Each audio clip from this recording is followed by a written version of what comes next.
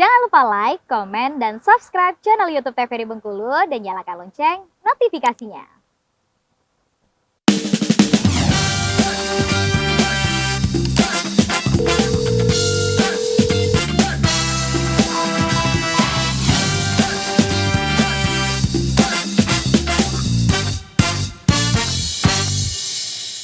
Balik lagi di Dokter Kito bersama Kita Sehat. Masih dengan tema yang sama nih pemirsa, yaitu fibroadenoma mame atau tumor jinak pada payudara.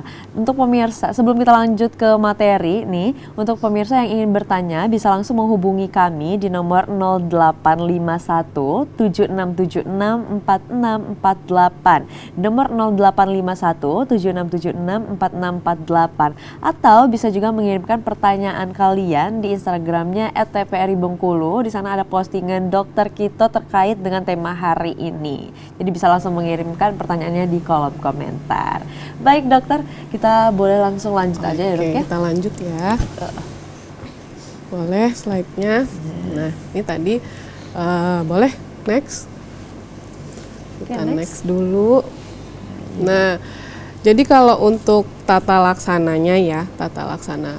Mungkin sebelum kita yang ke bagian eksisinya, biasanya kalau memang pasien itu datang, pertama anamnesis tadi kita udah dapat poinnya kalau memang dia lagi menstruasi, terjadi lonjakan hormon. Biasanya kalau saya pribadi akan menyarankan untuk mengobservasi sebulan ke depan.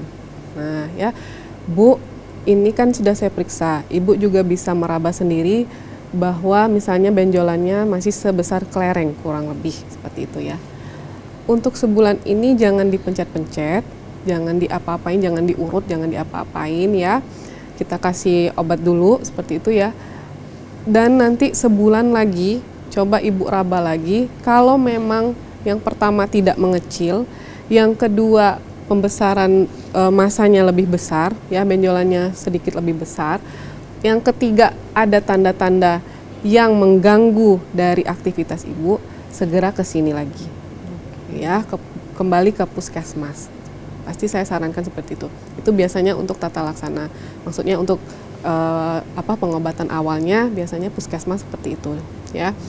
Baru yang kedua, tata laksananya itu ini udah kompetensi spesialis ya. Di rumah sakit itu dilakukanlah yang namanya eksisi, pembedahan. Nah, pembedahan untuk mengambil semua benjolan yang ada di payudara itu. Dan untuk metode eksisinya ini ada kurang lebih ada ini ya, ada radial insisi, ada sikum insisi, ada semisirkular insisi seperti itu. Ini adalah metode yang bisa dilakukan oleh dokter spesialis bedah atau spesialis bedah onkologi. Nah, tata laksananya ini mungkin nanti kalau untuk terapi pengobatan juga itu sudah kompetensinya bedah ya, spesialis bedah. Mungkin akan dilakukan observasi dari tata laksana ini ditambah dengan terapi obat-obatan, nah seperti itu. Dan pastinya akan ada kontrol-kontrol selanjutnya. Next, boleh. Dok, kalau misalnya kan sebelumnya itu adanya kecil kan dok, terus waktu lagi menstruasi dia membesar seperti itu dok. Terus setelah menstruasi ukurannya tuh apakah tetap sama pada saat menstruasi atau dia mengecil lagi dok? Ya, kalau memang dianya itu seperti disampaikan Dokter Putri, faktor penyebabnya atau etiologinya adalah hanya fluktuasi hormonal seperti itu ya.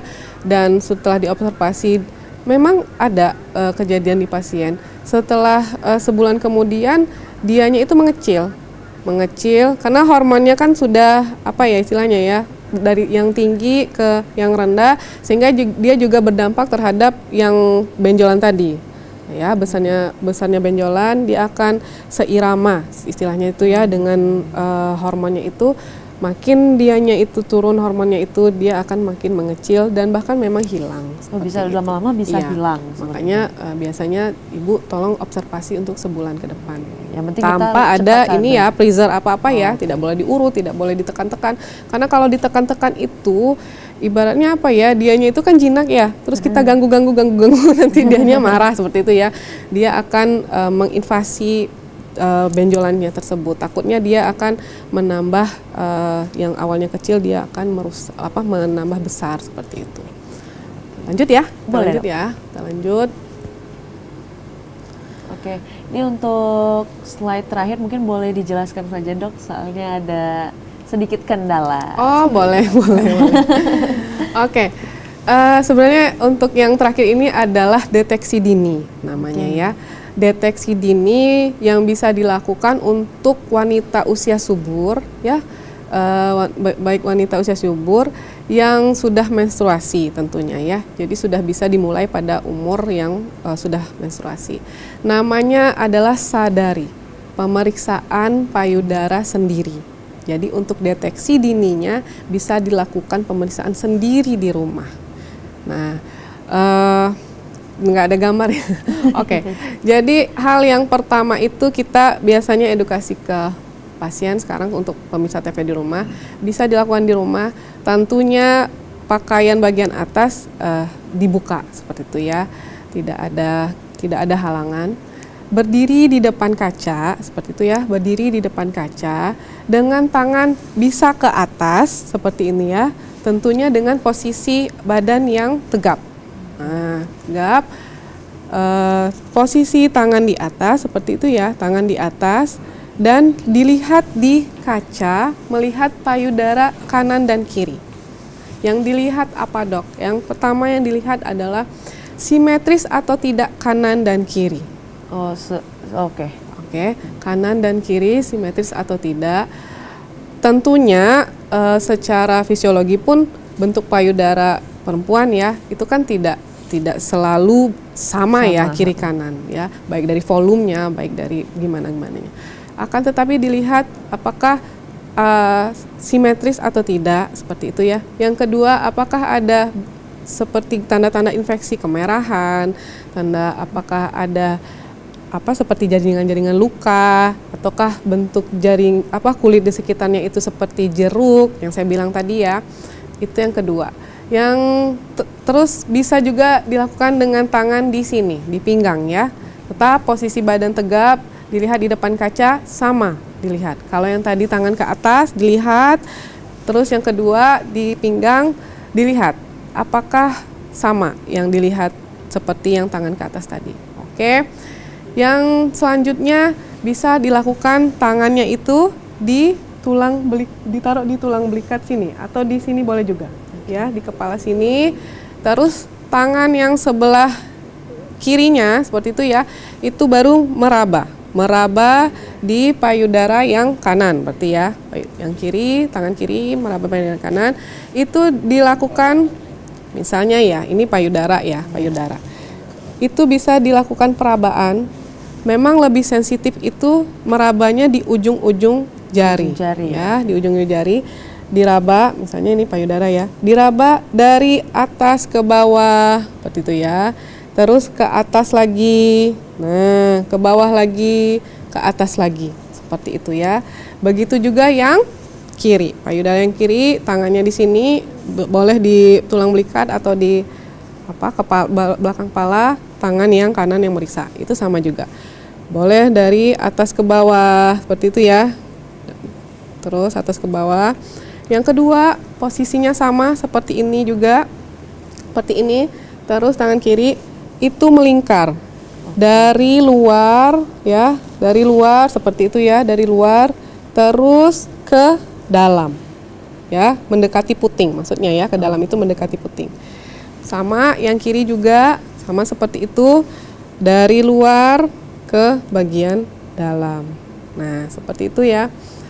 Ini posisinya tidak perlu harus berdiri, jadi dia ada dua posisi untuk melakukan sadari ini, pemeriksaan payudara sendiri ini. Boleh berdiri, boleh baring. Tetapi kalau baring kan kita kalau lihat lebih bagus lihat kaca ya, jadi untuk melihatnya. Kalau baring kan susah untuk lihatnya. Nah itu. Terus jangan lupa juga untuk pemeriksaan kelenjar di sekitar ketiak. Oh, ngaruh juga Ya, dong? ya. Ketiak, apakah ada pembesaran kelenjar getah bening, kita nyarinya ya. Di ketiak kiri dan kanan, boleh. Terus di leher, ya, kelenjar getah bening banyak di leher. Nah, itu itu saya rasa pemeriksaan yang cukup praktis ya, cukup mudah untuk dilakukan di rumah. Jadi kalau untuk yang perempuan yang sudah memasuki usia subur seperti itu ya, sudah menstruasi, mungkin bisa diterapkan untuk lebih dini, deteksi dininya. Dan rutin dilakukan sebulan sekali.